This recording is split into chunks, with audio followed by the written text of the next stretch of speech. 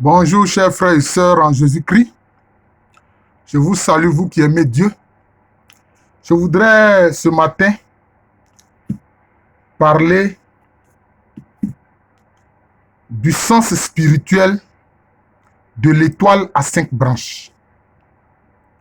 Chers frères et sœurs, vous avez remarqué que quand on célèbre Noël, la naissance de l'homme-dieu sur la terre, la naissance de l'enfant divin, Jésus, vous voyez que sur la crèche qui est faite dans toutes les églises et dans toutes les maisons, il y a une étoile à 5 branches. Il y a une étoile à 5 branches. Cette étoile à 5 branches est appelée pentagramme. Pentagramme. Dans penta, vous avez 5. Ça veut dire 5.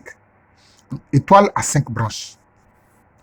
Il y a d'autres étoiles qui ont différentes branches. Je ferai une vidéo sur l'hexagramme, qui est l'étoile à 6 branches, qu'on appelle l'étoile de David. Je ferai une vidéo là-dessus. Mais aujourd'hui, je voudrais vous parler plutôt de l'étoile à 5 branches, qu'on appelle le pentagramme. L'étoile de l'enfant Jésus.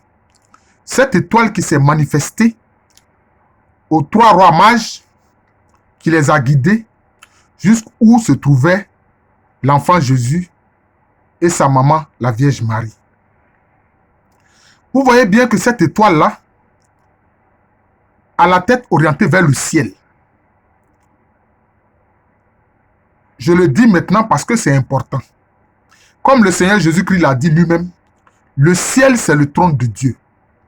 Et la terre, c'est le marchepied de Dieu.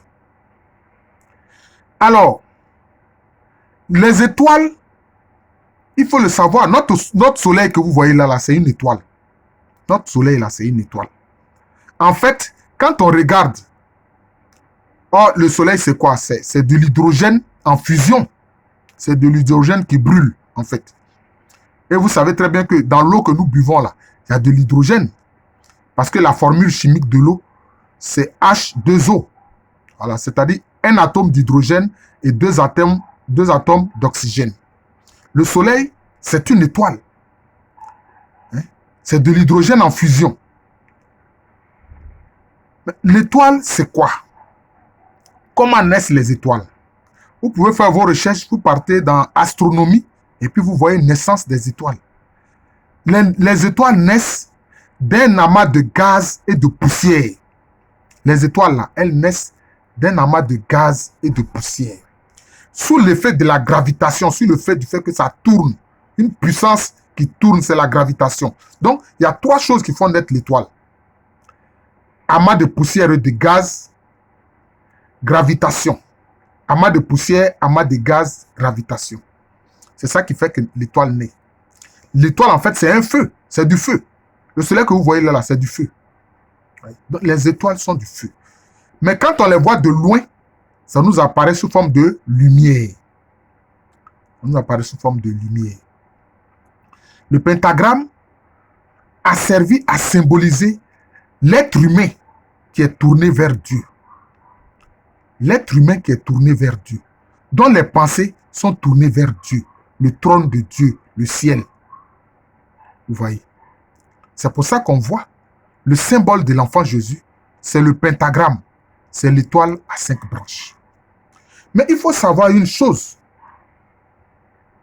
Comme je l'ai dit, concernant Jésus, on le voit. Donc l'étoile à 5 branches, le pentagramme, symbolise l'homme-dieu. Parce que, qu'est-ce que l'étoile à 5 branches? Quand un être humain se tient debout, il écarte les bras et il écarte les jambes, la tête tournée vers le ciel, ça forme un pentagramme. Ça forme un pentagramme. Un pentagramme, une étoile à 5 branches. Vous voyez? Et c'est pour ça qu'on voit, à Noël, n'est-ce pas, on voit cette étoile-là qui symbolise l'homme-dieu Jésus-Christ. Vous voyez? L'homme-dieu Jésus-Christ. J'ai déjà eu à faire une vidéo à propos de la croix de Jésus-Christ où je dis, concernant la croix, c'est aussi la vie de l'homme. Pendant la journée, il marche, c'est le côté vertical. et la nuit va se coucher, c'est le côté horizontal. Voilà, donc, vous voyez que Jésus-Christ, qui est Dieu, en se faisant homme, a appris tous les symboles importants de l'homme.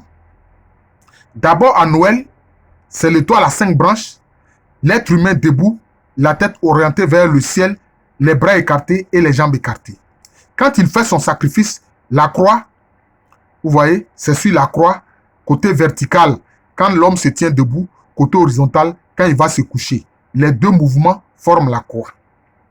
Alors, aussi, le pentagramme, l'étoile à 5 branches, aussi, représente aussi la force de Dieu en l'être humain. L'être humain qui a la tête tournée vers le ciel, vers le trône de Dieu, c'est celui qui recherche Dieu d'un cœur sincère. À partir de ce moment-là, il reçoit les forces, les effluves qui viennent de Dieu à travers son trône, le ciel. Vous voyez? Donc ça symbolise aussi la force. Ça symbolise la force. C'est pour ça que vous remarquez aux États-Unis, là où se trouve le bâtiment de l'état-major de l'armée américaine, le bâtiment de l'état-major de l'armée des États-Unis. Le bâtiment a une forme qui a 5 côtés. On appelle, c'est pour ça que cela s'appelle pentagone. Donc vous voyez penta, 5. Voilà. Donc pentagone, une image qui a 5 côtés. Vous voyez. Parce que, justement, le pentagramme, tout ce qui est lié au chiffre 5 à ce niveau-là, symbolise aussi la force. La force de Dieu en l'homme. C'est très important. Mais vous verrez, comme je le dis, je vais faire aussi une vidéo sur l'hexagramme, qui est l'étoile de David, qu'on appelle aussi le sceau de Salomon. Là, vous voyez que c'est une étoile qui a plutôt 6 côtés. Je vous expliquerai cela. Mais tenez-vous bien, les malfaisants, ceux qui volontairement suivent le diable, qui se détournent de Dieu volontairement, ce que le Seigneur Jésus-Christ a appelé les fils de la rébellion. Quel type d'étoile ils utilisent? Ils utilisent un pentagramme, mais avec la tête tournée vers le sol. Pas la tête tournée vers le ciel, hein, mais la tête tournée vers le sol. C'est ça. Vous pouvez faire vos recherches, vous remarquerez cela.